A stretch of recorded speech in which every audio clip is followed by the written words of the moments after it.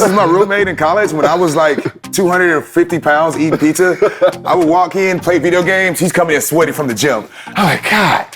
He did it for like 2 months. After a while, I put the game down. Like, all right, this is I'm done. I'm done. Yeah. Honestly, that's the thing that I'm trying to convince all my friends in Houston. I'm like, yo, Miami is not the party city that we've grown up seeing or what has been portrayed. It's like, you come to Brickell, it's like it's people moving out here. People making moves. And absolutely. At the same time, it's like people here for the lifestyle. It's like, man, it's interesting. People ask me if I regret my journey into getting my engineering degree in college and whatnot. Absolutely not. Honestly, I wouldn't change a thing for nothing because it all is a part of the story. Again, it's part of the journey as to where I am now, and I wouldn't change it for a while. So now we are at a place to where we're able to scale. We're building our business. We're focused within the short-term rental space, providing amazing experiences for our guests and serving our partners at the same time. Absolutely. And now they can be like, I own part of this boutique hotel, I own a part of this Holiday Inn. And this could be some 18-year-old who only put $100 in. Absolutely. And then now, he's super invested, he's following along. So now that he's making the right decisions at 21, 22. And now he's ready to scale up. Welcome to my block. I'm John Pittman, the token advisor, but I'm also a bartender at one of the hottest spots in Miami. Here, I welcome guests from around the world to open the tab and hang around for a cocktail and some conversation.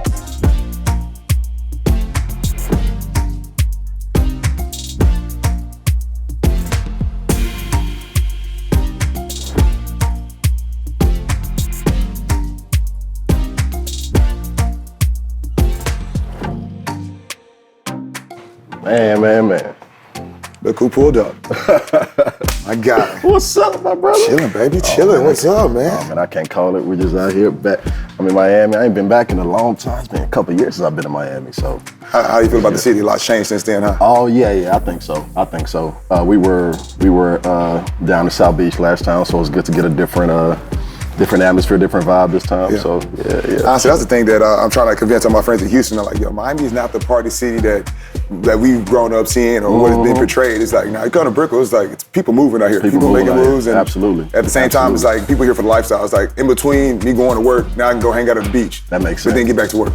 Yeah, what makes Miami so attractive? It's the purest bridge between work and play. Like, seriously. And then on top of that, everybody's working out. Everybody's like, you know what I'm saying, cooking. Yeah. He's like, all right, I need to be on my grind. Yeah. But of course, we're at the bar. You know what I'm saying? I know you don't drink that much, but you got to drink today. Let's get it. So I know last time we hung out, you're a whiskey ginger fan. Yeah. So naturally, I had to get you a whiskey mule. Yeah.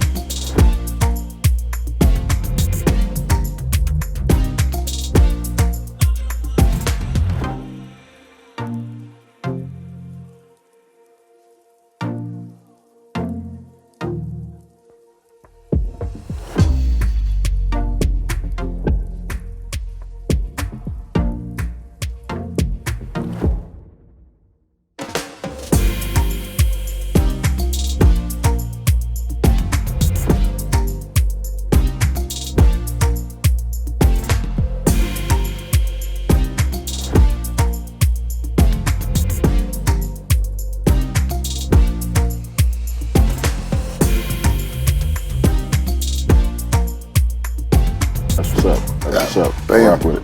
You know what comes in these? Shoot, I know the ginger, the ginger beer. I know the mints. See, the mule, sometimes it needs that balance of tartness to balance out the ginger beer. Yeah. So we end up adding some sweet and sour to it. Nice. So sweet and sour is just lemon, lime juice, a little bit of sugar. That sweet and sour, yep. Damn.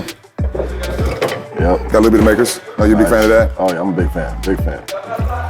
So man, I guess go ahead, time for us to give everybody some background, huh? Oh man, they don't know, do they? They don't know. They don't even know. They don't even know the whole story. Yeah. So man, I met you. I think I moved to outside of town when I was in 7th grade. Yep. We was in school. Yep. You were about 130 pounds. If that. But I remember, we was hanging out same neighborhood, catching the same bus. Yep. And one of the things you used to do that nobody really knew about is you used to drive your parents' car around at the age of 14, man. Yeah. And that was one of my favorite things. You would take that. Cheers.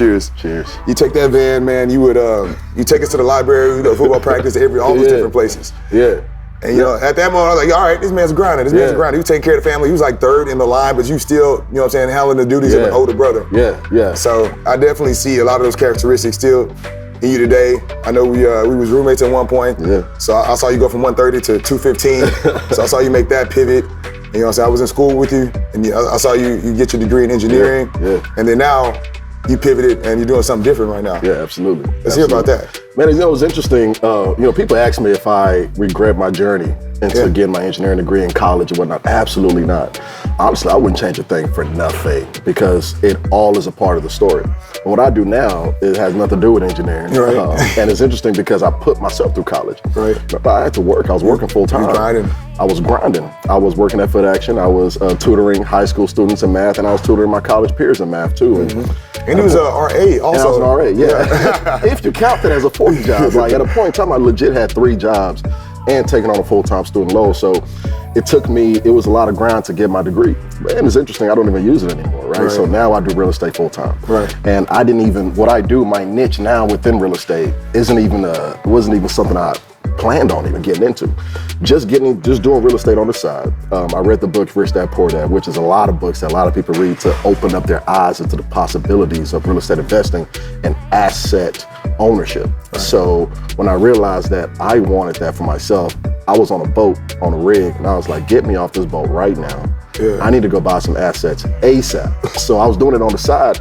And of course, the oil and gas market is finicky. So when the price of oil dropped and our team got laid off. What time period was this? This is in June 1st, 2017. Okay. I was laid off. All right. And I decided to better myself and go into real estate full time. And as hard as it was, because I don't want to glamorize it, because it was a challenge. But it, again, is part of the journey as to where I am now, and I wouldn't change it for a while. So now we are at a place to where we're able to scale. We're building our business. We're focused within the short-term rental space, providing amazing experiences for our guests and serving our partners at the same time. And it's been a hell of a ride.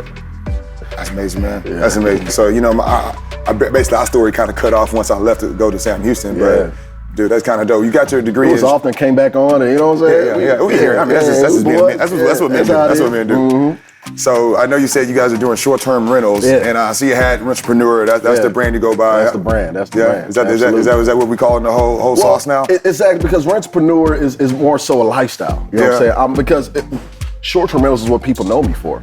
But I am all about cash flow and whatever variety that comes in. But for us, it's by way of short-term rentals. So Rentrepreneur, it doesn't even have to be in real estate, period. If you're all about your cash flow, then you're a Rentrepreneur. But that's the brand for sure. All right, that's a vibe. It's an energy check. Yeah, for sure. Energy check. So I know you specialize in these short-term family units. And I remember I overheard you having a conversation with one of my boys that, all right, you started off with the single family units, but now you're working over to the multi-family unit. Can you talk about that transition and what that's all about? That was my first one when I got into it. And a lot of folks that want to get into this game, they feel like they have to have all these things lined up. You really don't. You don't have to know everything. You just have to know enough to start. And I started with one single family house. And the single family house, I owned it. Because in what I do, you don't have to own these assets. You can legitimately just rent these assets and then run the play that way and still generate great cash flow. Yeah. I like to let people know, even if that's the play, and that's a great way to start, it's a great way to get into it. Stable. The goal should be ownership at the end of the day. Keep ownership at the forefront. Have a plan to where you're owning these assets at the end of the day. And so we started with one single family house, and then we started learning that we didn't have to own them, we can rent them. So then we started doing corporate leases, started renting out a bunch of units, partnering with apartment complexes, partnering with other landlords that were intrigued in us to give us a chance to rent their property out, but rent it to other people on a short-term basis, but still pay them their long-term traditional rent. And so then it transitioned to buying assets, multifamily assets, 2 to 4 units, bought a few of those, then scaled up to now buying medium-sized multifamily assets. So we're buying assets about 8 to 50 doors, and we're gutting them out, making them nice, remodeling, and then converting them to essentially boutique hotels. Yeah. And now we're running the same play. And the beautiful thing is the same system, the same infrastructure, the same team that is needed to run my current business with the single families and apartments and the houses I have now. It's the same infrastructure to run my boutique hotels. We're just literally adding it to what we've already built, the foundation we've already built. It makes it a beautiful thing. So it seems like you had a proper time-wise scale up to where you are now. So you wouldn't suggest maybe somebody who's interested in getting into this industry, probably getting straight to this point right here where I just want to own this boutique hotel. That's a really good question. And I think you can. I think even in the beginning, you can get into it and go bigger. I wouldn't recommend it if you're not connected to the right people. of course, that's a huge undertaking for somebody who's just getting in. But if you're connected to the right people, if you're with somebody who's doing it already, or at least have done it, right, and you're able to cling to them and at least have them coach you or partner with them, because honestly, bringing a deal to somebody and partnering with somebody and actually running the play together is one of the best ways to learn, and you make money together. Right. So partnering with them, you can get in, even if you're in the beginning. If you have capital, say, you know what, I see you doing this boutique hotel project. Let me put in. Let's own it together, and we'll learn the game too as well. And I'm gonna invest with you. So yeah, you don't have to start small. You can't start big, just connect with the right people. So I know you say with that partner, you kind of learn these things together. What are some of those big learning moments that you would consider in this process that like, yo, need to come watch this? You know, that's a really good question. You know, one of the things that I struggled with when I first started my business is my confidence, right? Is because when I learned that I can have conversations with landlords and rent their property out to turn them into cash flow, I was nervous to have this conversation. I was like, how do I tell them that I want to do this with their property, right? So I would come up like, you know, the conversation would be more so like, oh, sir, Mr. Landlord, I would love to rent your property. I want to put it on Airbnb, want to rent it out. And it was always like, get the heck out of here, no. What was their downfalls with it? They just like, they didn't want to have parties at the house. Exactly, because as soon as they even hear Airbnb, they already have the negative connotation in their head. Oh, parties, we got to deal with, you know, security issues, things like that. But they don't know that you have systems in place for that, right? So your positioning factor is more so about the conversation, how you position yourself in your business. So I wish in the beginning, I learned that I had the power, that I actually held the power, that I actually brought the value. I wish I learned how much value I was actually providing these landlords. Yeah. Because from a position of scarcity to a position of, hey, it's in your best interest to work with me. Like, it's actually, I will feel bad for you if you don't work with me, because guess what? I'm literally your perfect tenant. Yeah. So if you don't work with me, who's gonna take care of this property the way we're gonna take care of it? Yeah. Nobody's gonna clean it the way we're gonna clean it. Nobody's gonna take care of it the way we're gonna clean it. We're gonna handle all the security issues. You're gonna get your rent paid on time every single month in an automated fashion. Who's gonna take care of this property the way we are? So if I actually knew the kind of value I provided, I would have more units right now. And that's one of the things I like to let my students know in the beginning. Understand, yes, you're new, but know the value that you bring and take that confidence into these conversations and watch what happens. That's brilliant. So, students. Yeah. You got students? Yeah. Are you teaching people this game? Yeah, 100. How does that work? It's teaching, do they partner with you on projects, or are you kind of doing one consulting? Well, you know, a lot of times when I first got into the business, I had to learn things the hard way. I learned a lot of things the hard way. I learned, one of the biggest lessons I learned is that I couldn't do this on my own. I needed a team. And the purpose of having students is because at the end of the day, you're going to spend the money. Yeah. Either you're going to spend it on mistakes, right? Right? Or you're going to spend it on educating yourself and getting it right the first time. And now you actually have the education, you have the power, you have the mindset, the infrastructure to go scale, right? Versus actually doing it on your own, making mistakes, making the bumps and bruises, and then it'll be hard to actually get to that depleting your sources of funding or something like that. So that's what I do. I show people, like say, they invest with me. I show them exactly how to get to the bag in this business, whether they want to own it or they want to rent it. I show them how to own their assets with other people's money. That's one of the things that's important, because I was able to start this business with no money out of my pocket, leveraging the bank's money, private money, to purchase these assets and turn them into short-term rentals. And I've shown people how to do the same thing to build wealth for themselves. So I know you were talking to the owners about using the properties for Airbnbs. How was the conversation with the banks? So, especially in the beginning. Yeah, you know, one of the beautiful things I love about real estate investing is that, I think to me is actually the most amazing thing about real estate investing, is that you can be brand new. You don't even have to know much. You can be brand new into this game and still make a lot of noise in this industry just as much as somebody who's been doing this for a minute. Because the beautiful thing about real estate is that the values in the asset, if the deal makes sense from a numbers perspective, the money will come, right? So the conversation with the banks isn't nearly the same as conversation with the landlord. Matter of fact, it's not too much. I mean, the conversation with the banks is more so about qualifying you, right? So, because at the end of the day, to them, it's like, hey, we're backed by the asset. So as long as the deal makes sense, we're good. So that's why you can be dangerous coming into real estate. In the very beginning, being brand new, if you find a good deal, Yeah. Your conversation with the bank is very simple. Okay. It's a very simple conversation. So good deal, and then there's also they're trying to vet you as Absolutely. as an investor. What is that Absolutely. vetting process? What are those qualifications? Well, they're gonna want to look at you, and if you're new, you can still do deals if you're new. They're gonna want to look at your credit score, of course, which honestly, your credit score, depending on the bank, doesn't even really matter depending on some banks, especially with a private lender, because they understand what a true value is. The value is an asset. If you don't perform, they're just gonna take it. Right. True. Simple as that. Simple as that. Matter of fact, they're gonna take it at such a deep discount that they're gonna make more money if they sold it. Okay. You know what I'm saying? So lenders are incentivized. That's one of the beautiful things about real estate. It's tangible. Right. It's tangible. You can touch it. So the conversations, you could be brand new. You can say, hey, this is a great deal. I'm buying it for the conversation with a bank. Hey, I'm buying it for this much. We're putting this much into it, and it's worth this much once we fix it up. Yeah. That's They're done. All right, so I get Patty over here. She'll come sign that. Exactly. We're good to go, man. Are you hungry? You hungry?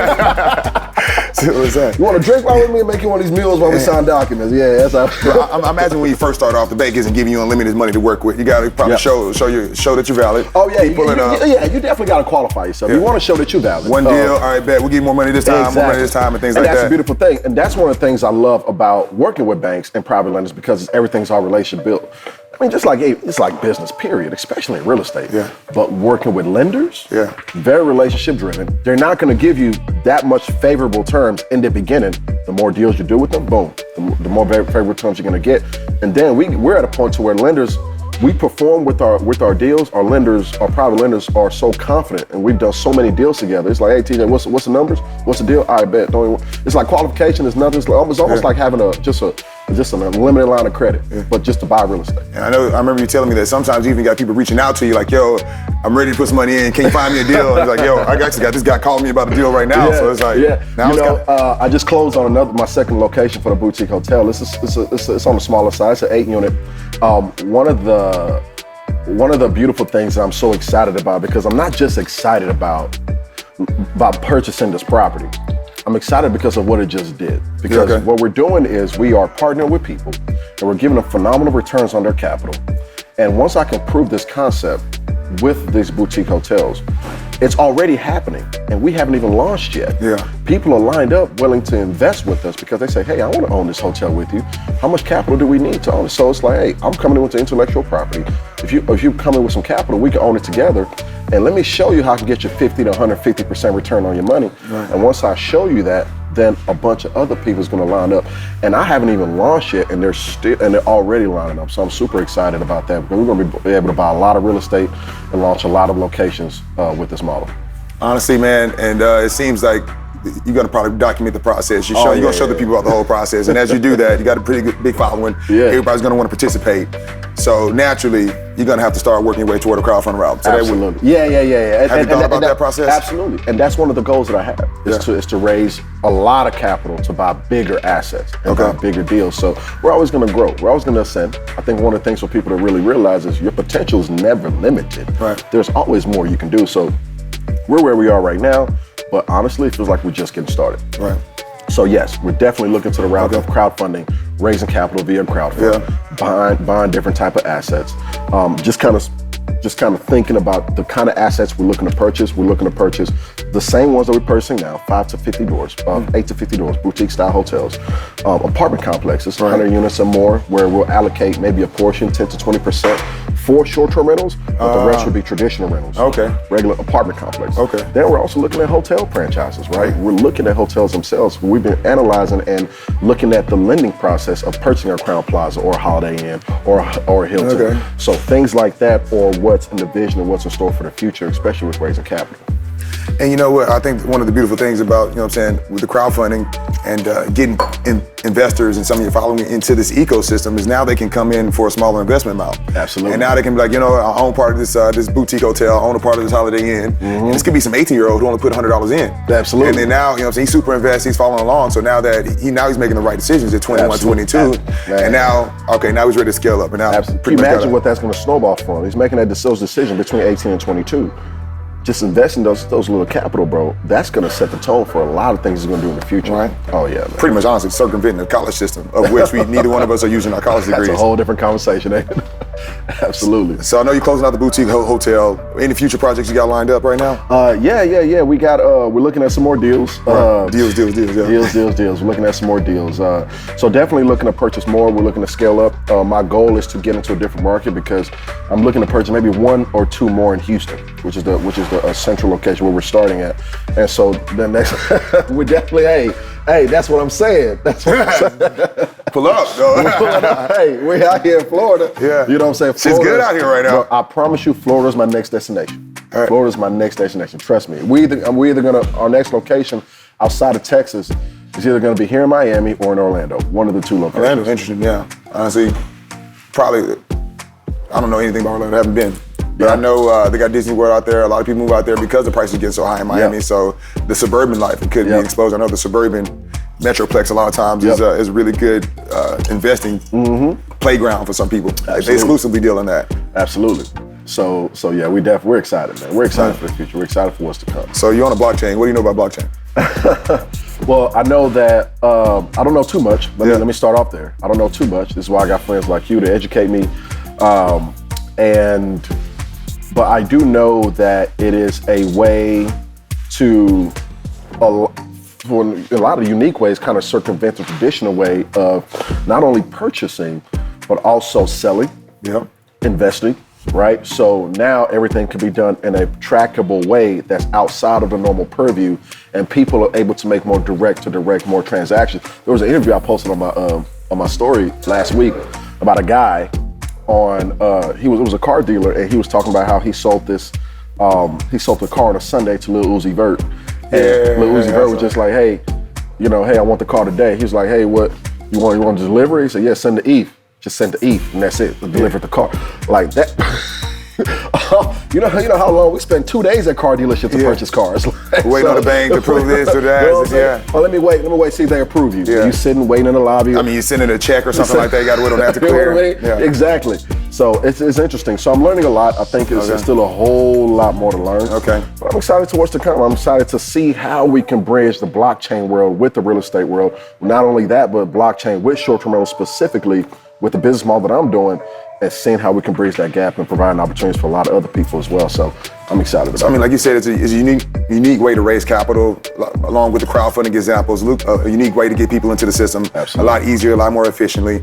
And then ultimately, when it comes to paying out some of these cash flows monthly, you can ultimately do that on the blockchain as well, cryptocurrency. So now you can get that delivered over in a USDC, then transferred over to ETH. So that way now, in situations like that where you got to pay for this car, it's already on the blockchain, ready to go. Wow, that's crazy, bro. I mean, that's just one of the ways to go. Obviously we're talking about using NFTs as leases and things like that. So it's going to be a lot. I mean, you're in the right city to talk about it. Oh yeah, absolutely. It seems like Miami is kind of leading the forefront in terms of marketplaces for these kind of conversations, the blockchain and the crypto world.